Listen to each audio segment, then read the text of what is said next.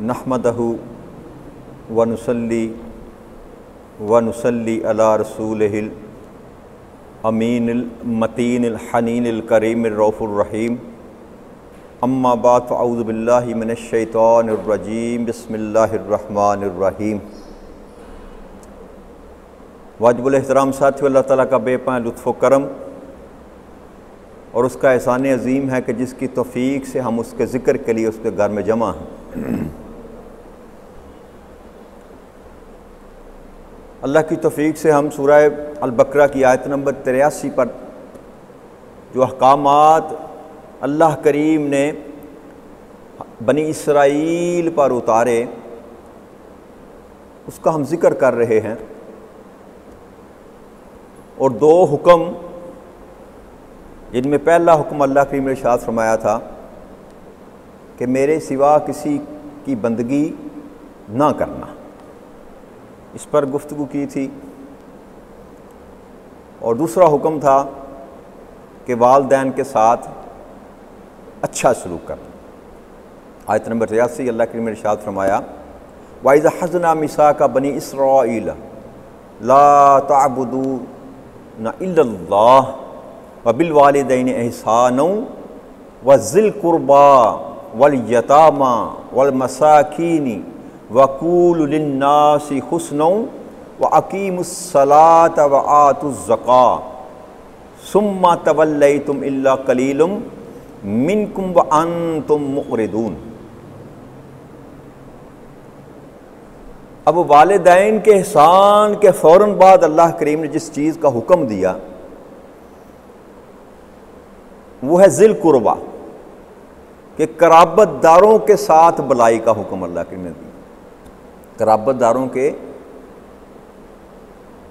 رشتہ دار جن کے ساتھ آپ کا خون کا تعلق ہے، آپ کا سگا بھائی، آپ کی سگی بہن، سگے بھائی کے بچے، سگی بہن کے بچے، آپ کو پھپھو، پھپھا، پھپھو زاد، ماموں، مامی، ماموں زاد، خالہ، خالو، خالہ زاد، اور اس طرح نانا، نانی، دادا، دادی، ماں باپ اور بیوی کے ماں باپ، اور اس طرح بڑھتے چلے جائیں۔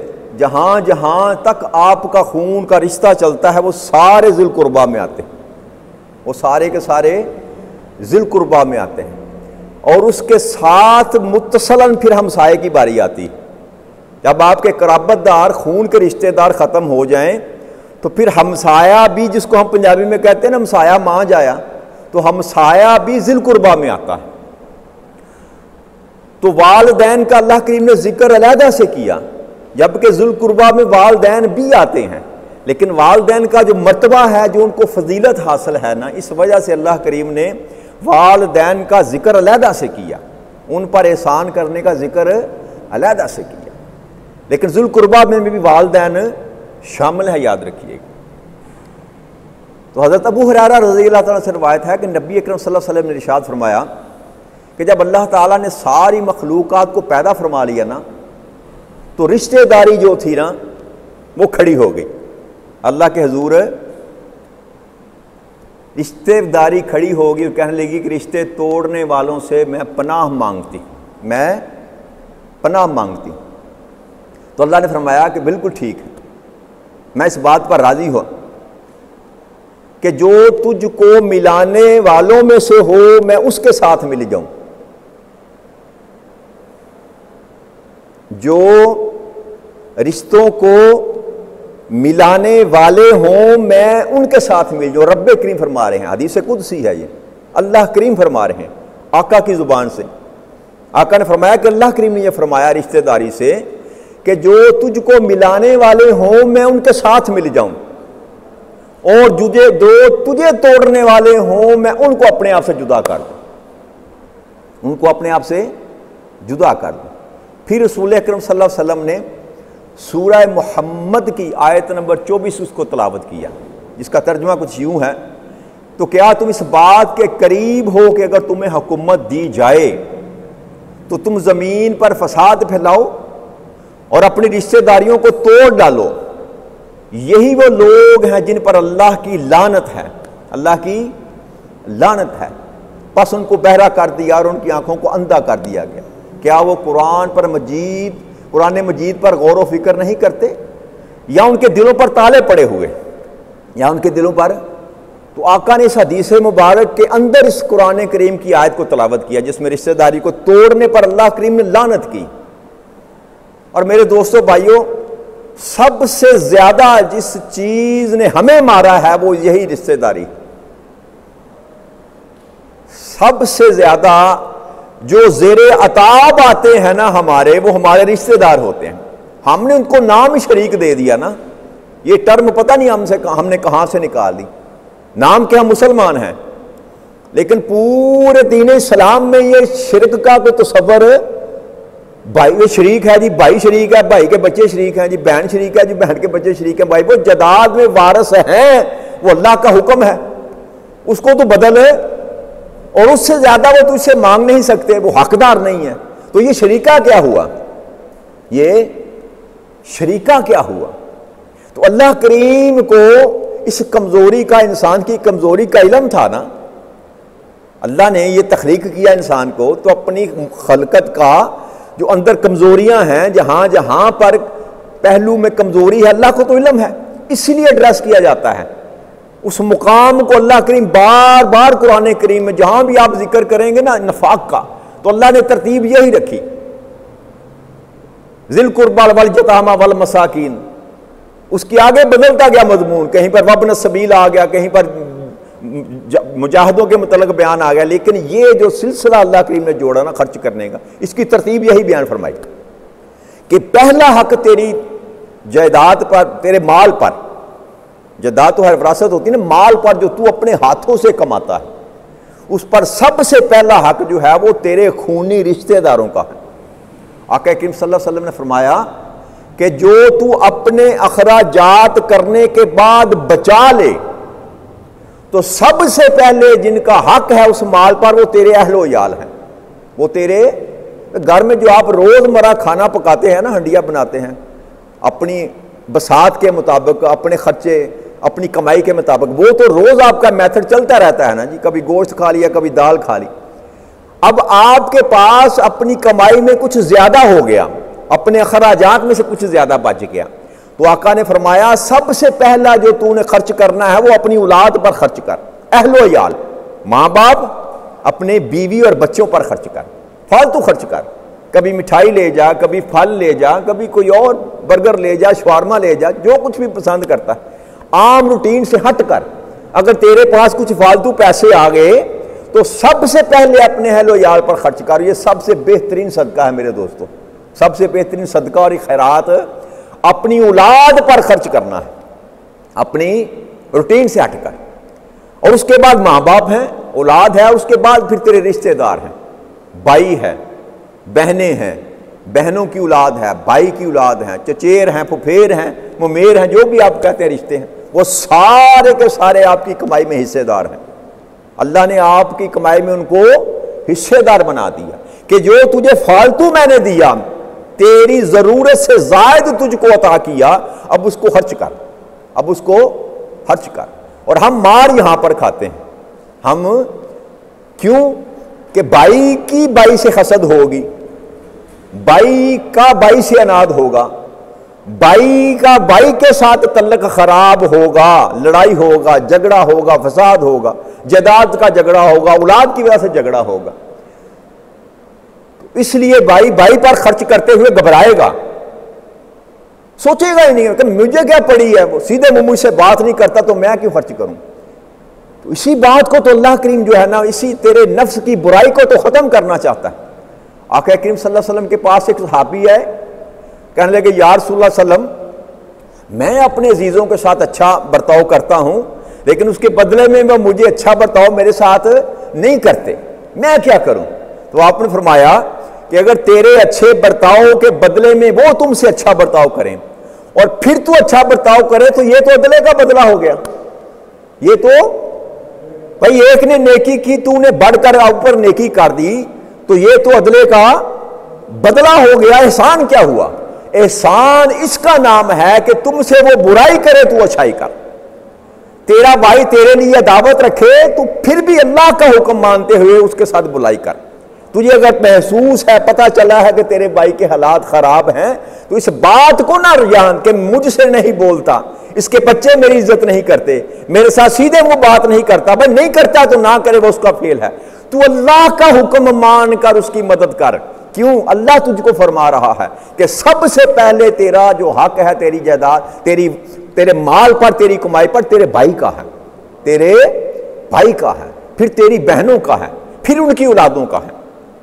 تو ہم دور دور صحافتیں کرتے ہیں، دور دور صحافتیں کرتے ہیں، لیکن اپنے گھر کو ہم نے چھوڑ دیا، اپنے گھر کو ہم نے چھوڑ دیا۔ یہ بیماری ہے، یاد رکھیے گا۔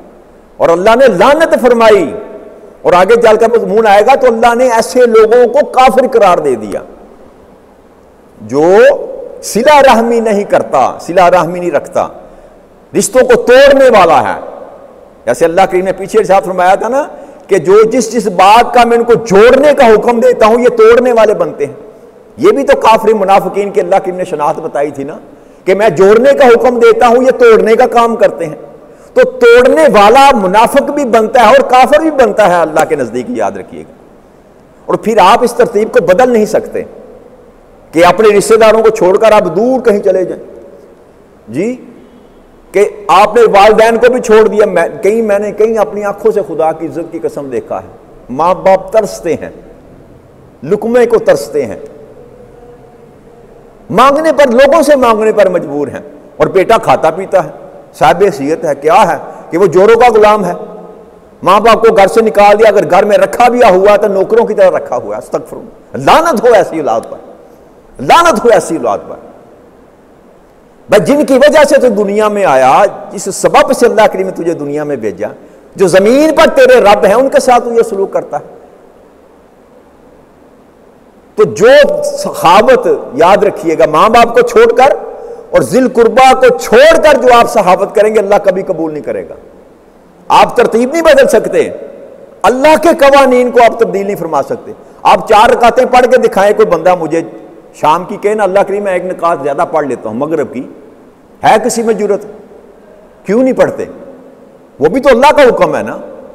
3 رکعتیں پڑھتے ہیں، وہاں اپنی مرضی کیوں نہیں چلاتے؟ چلا کے دکھائیں مجھے اپنی مرضی۔ نہیں، وہ 3 ہی پڑھیں گے، کیوں؟ اللہ کا یہ حکم ہے، تو یہ اللہ کا حکم نہیں ہے۔ یہاں پر موت پڑتی ہے، یہاں پر نفس جو ہے نا وہ آپ کو وہ بلاتا پھسلاتا ہے، یہ تجھے گالیاں نکالتا ہے، تو اس کے ساتھ اچھی بات کیوں کر؟ اس نے تیرے ساتھ ایسا کیا تھا، اس نے تیرے ساتھ ایسا کیا تھا، بھائی چھوڑ اس بات کو، اس نے تیرے ساتھ کیسا کیا تھا؟ تو اللہ کی بندگی کرنا چاہتا ہے نا، تو اللہ کا فرما بردار بننا چاہتا ہے نا، تو پھر اللہ کی بات سن کے اللہ کیا کہہ رہا ہے؟ بھائی احسان کہتے ہی اس کو ہے کہ تیرے ساتھ کوئی برائی کرے تو تو اس کے ساتھ اچھائی کر، اسی کا نام احسان ہے۔ تو اللہ نے یہ فرمایا بالوالدین احسانا وذی القربی، کہ قرابت داروں کے ساتھ بھی احسان کر۔ یہ احسان کا حکم چل رہا ہے، احسان کا عدلے کے بدلے کی بات نہیں کی جا رہی، احسان کا حکم چل رہا ہے۔ اور احسان یہی ہے کہ کوئی تجھ سے جیسا بھی سلوک کرے تو اس کے ساتھ بھلائی کر، بھوکا ہے تو اس کو کھانا دے، پیاسا ہے تو اس کی پیاس بجھا، کسی کو کوئی تکلیف ہے، کسی کی کوئی حاجت ہے، کسی کو کوئی پریشانی ہے، اس کو دور کرو۔ جی کئی طریقے ہیں نا، کئی طریقے ہیں، ضروری نہیں پیسے سے ہی آپ مدد کر سکتے ہیں۔ بھائی کسی کا کوئی مسئلہ پھنسا ہوا ہے، بھائی ہے، بہن ہے، تو آپ وہ مسئلہ حل کر سکتے ہیں، تو اس کو مسئلے کو حل کریں، یہ بھی احسان ہے، یہ بھی پھر درجے ہیں احسان کے۔ لیکن یہ ممکن نہیں ہے کہ آپ کے پاس مال ہو اور آپ کا بھائی بھوکا سو جائے تو قیامت کے دن آپ سے بات پرس کی جائے گی، پوچھا جائے گا۔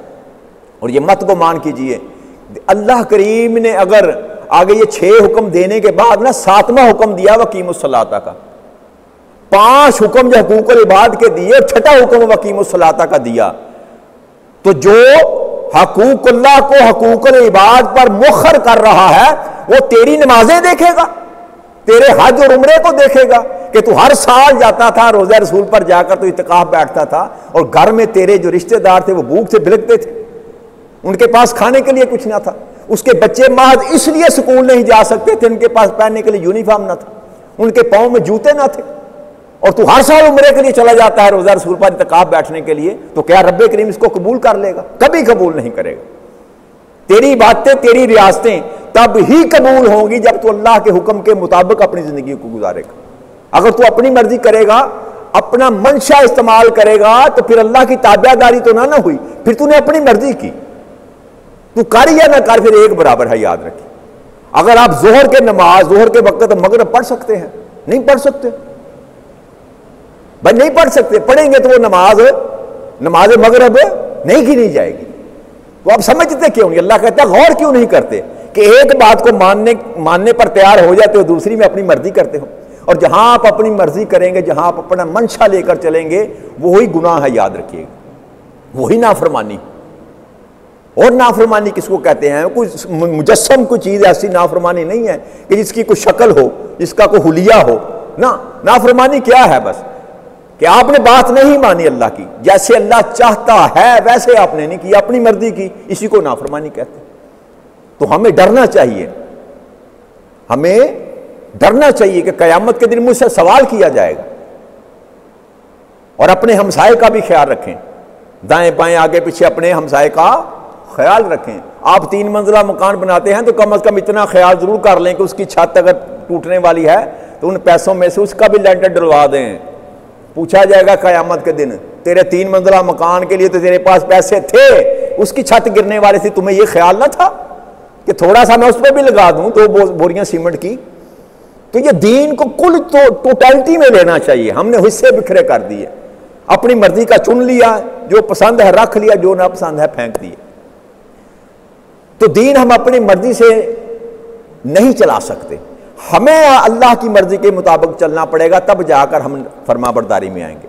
ہمیں اللہ کی مرضی سے چلنا پڑے گا. تو اللہ نے فرمایا کہ ماں باپ کے بعد اپنے قرابت داروں کے ساتھ اچھے سلوک کر. اور اس کے بعد فرمایا والیتامی، اس کے بعد یتیموں کی باری آتی کہ جو دنیا میں ماں باپ کے بغیر پیدا ہوا، یہ جس کے دونوں ماں باپ نہیں ہیں وہ یتیم ہے، وہ پھر اس کا خیال کر، اس کا خیال کر. اور آقا کریم صلی اللہ علیہ وسلم نے فرمایا کہ جو یتیم کی کفالت کرتا ہے نا، تو نبی اکرم صلی اللہ علیہ وسلم نے اپنی یہ دونوں انگشتیں مبارک ایسے کھڑی کی کہ قیامت کے دن یتیم کی کفالت کرنے والا میرے ساتھ ایسے جنت میں ہوگا. اتنا بڑا اجر. کیوں؟ کیونکہ آپ خود یتیم تھے. آپ، اللہ کریم نے آپ کو، جب آپ پیدا ہوئے آپ کے والد گرامی دنیا میں موجود، اور 6 سال کی عمر میں تھے آقا کریم صلی اللہ علیہ وسلم، تو والدہ بھی چلی گئی. تو اللہ کریم نے اتنا اجر رکھا یتیم کے سر پر شفقت کا ہاتھ رکھنے کا. اب کچھ نہ کریں نا یار، اللہ نے آپ کو عطا کیا ہے. یہ جو زکوٰۃ کا مہینہ آتا ہے نا، تو آپ دیکھتے ہیں جو تماشا لگایا جاتا ہے ہمارے معاشرے، نیا رواج، نیا ٹرینڈ چل گیا یہ والا. پتہ نہیں کہاں سے لوگ نکال لیتے ہیں. مجھے تو خدا کی عزت کی قسم سمجھ نہیں آتی کہ لوگ کہاں سے یہ نکال لیتے ہیں. 5 کلو آٹا، 2 کلو چینی، 1 گھی کا ڈبہ، آدھا کلو دالوں کا پیکٹ بنا کے پرچی، پہلے تو پرچی دینے کے لیے لائنیں لگائی ہوتی ہیں بازاروں میں، حاجی صاحب جی زکوٰۃ تقسیم کر رہے ہیں، وہاں سے پرچی لائنوں میں لگ کر لیتے ہیں لوگ. اور لیتے کون ہیں؟ وہ پروفیشنل گداگر ہوتے ہیں. ضرورت مند نہیں جاتا، جو حقیقی ضرورت مند ہے وہ تو نہیں جاتا لینے. اور پھر وہاں سے پرچی لائنوں میں لگ کر لیتے ہیں، وہاں انسان کی تذلیل کی جاتی ہے. پھر آگے جہاں سے جا کر اس نے سودا لینا ہے، وہاں پر لائنوں میں لگ کر ذلیل کیا جاتا ہے انسان کو. کیا ہو رہا ہے؟ یہ زکوٰۃ تقسیم کی جا رہی ہے.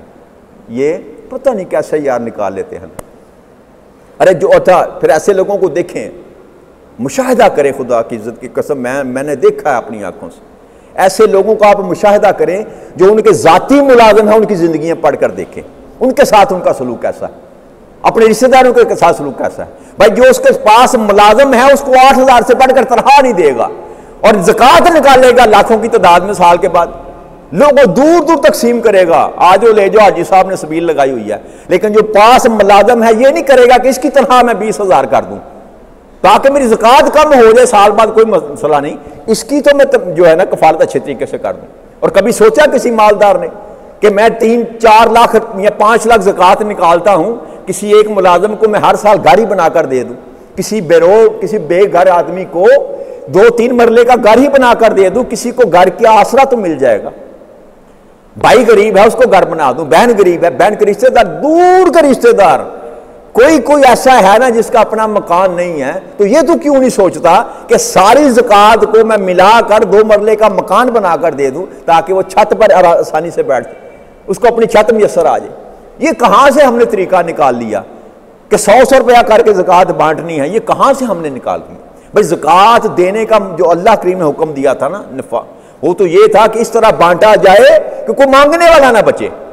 اور ابو بکر صدیق رضی اللہ عنہ کے دور میں یہ وقت آیا مدینے کی گلیوں میں کہ لوگ پیسے لے کر پھرتے تھے، کوئی لینے کے لیے تیار نہ تھا، لینے کے لیے تیار نہ تھا. تو کیا اپنے معاشرے کے ارد گرد نظر دراہ کا ذرا دیکھیں نا. جو یہ کروڑ پتی ارب پتی بیٹھے ہیں آپ کے شہر میں، دور نہ جائیں، ان کے رشتہ داروں کو دیکھ لیں. چھوٹے شہر میں ہم رہتے ہیں نا، سارا کچھ ہم جانتے ہیں جی. جو میرے شہر کے جو کروڑ پتی ہیں نا، ان کے رشتہ داروں کو بھی میں اکثریت کو جانتا ہوں. تو خود موازنہ کر لیں. اور جب عشق رسول کی محفل سجائی جاتی ہے تو سٹیج پر سب سے آگے بیٹھے ہوتے ہیں. سٹیج پر اللہ ان باتوں کو نہیں مانتا، یاد رکھیے. اللہ کہتا ہے میں وہ ذات ہوں جو تیرے دل کے اندر کی بات کو جانتا ہوں. تو کس کے لیے خرچ کرتا ہے؟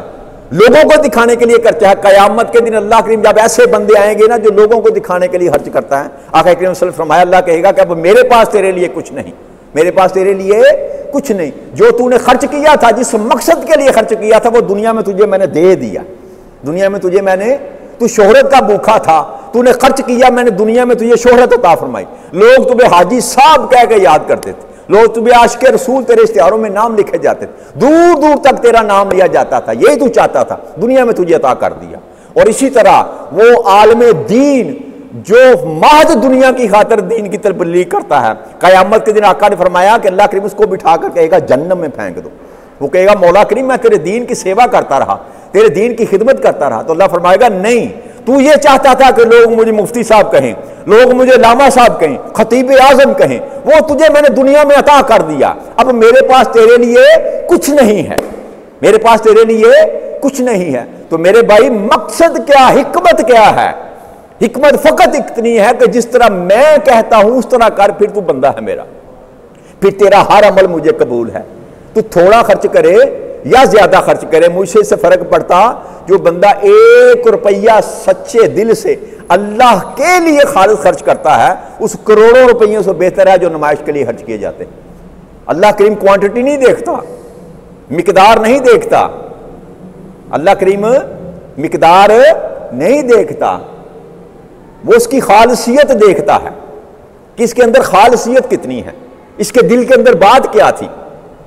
یہ جو میری راہ میں چلا، یہ کس کے لیے چلا؟ دنیا کو دکھانے کے لیے چلا یا مجھے راضی کرنے کے لیے چلا؟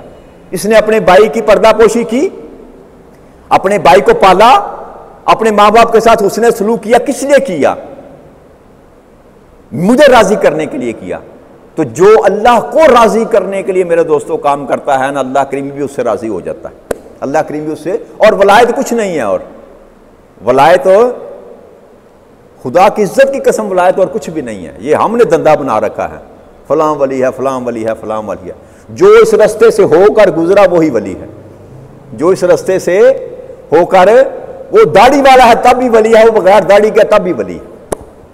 اگر اللہ کی فرما برداری میں اس نے زندگی بسر کی تو اس سے کوئی فرق نہیں پڑتا وہ کس رنگ کے کپڑے پہنتا تھا، اس کی داڑھی کتنی تھی، چھوٹی تھی، بڑی تھی، وہ جبہ پہنتا تھا کہ نہیں پہنتا تھا. یہ باتیں اللہ کے ہاں ہم کاؤنٹ کرتے ہیں ان چیزوں کو. اللہ کے ہاں یہ چیزیں دیکھی، اللہ انسان کی نیت کو دیکھتا ہے. اگر نیت خالص ہے تو تیرا تھوڑا عمل بھی اللہ کے ہاں بڑا مقبول ہے. آقا کریم صلی اللہ علیہ وسلم نے فرمایا کہ میرے صحابی کا جو عمل ہے نا، بعد میں آنے والوں کے اگر احد پہاڑ کے برابر بھی عمل ہوں گے تو میرے صحابی کے عمل کے برابر نہیں ہو سکتے. کیوں؟ وہ خالصیت جو ان میں موجود تھی وہ بعد میں آنے والوں میں نہیں.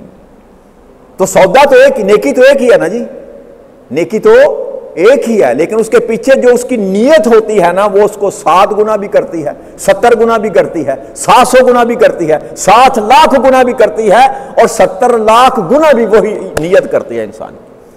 تو اللہ کیا دیکھتا ہے؟ اللہ یہ تیرے سوکھے ٹکر جو تو دیتا ہے نا اللہ کے نام پر، وہ نہیں پہنچتے اللہ کے پاس. اللہ خود قرآن کریم میں کہتا ہے نا، جو میری راستے میں تو قربانی کرتے ہو، نہ تیرا گوشت مجھے پہنچتا ہے، نہ یہ خون پہنچتا ہے. پہنچتا کیا ہے مجھے؟ تیری نیت پہنچتی ہے. تو اسی نیت کو درست کرنے کی ضرورت ہے. میرا بھائی میرے ساتھ اچھا سلوک کرتا ہے یا نہیں کرتا، میں اگر اس کے ساتھ اچھا سلوک کرتا ہوں، کیوں؟ مولا تیرا حکم ہے. کوئی دوست ہے، بیلی ہے جس کے ساتھ میری نہیں بنتی، اگر اس پر مشکل وقت آ گیا اور میں اس کی مدد کے لیے لپک کر پہنچا کس لیے کہ میرے اللہ کا حکم ہے، تو میں فرما بردار ہوں۔ اور اگر میں نے بغض دیکھ کر، عداوت دیکھ کر، کدورت دیکھ کر اس سے منہ پھیر لیا تو میں اللہ کا بندہ نہ بن سکا۔ میں اللہ کا بندہ چاہے جتنی مرضی نمازیں پڑھتے پھریں، جتنی مرضی نمازیں پڑھتے پھریں، اگر آپ اللہ کی ترتیب کے مطابق نافرمانی کرتے چلے جائیں گے تو آپ کی نمازیں بھی اٹھا کر آپ کے منہ پر مار دی جائیں گی۔ اگر آپ کے دل میں صلہ رحمی نہیں ہے، آپ ماں باپ کے گستاخ ہیں، آپ بھائیوں کے مددگار نہیں ہیں، یتیموں پر، مسکینوں پر آپ ظلم کرتے ہیں، لوگوں کا مال ہڑپ کرتے ہیں، لوگوں کی جائیدادیں ہڑپ کر لیتے ہیں، یتیم پر تو سب کا ہاتھ چلتا ہے نا۔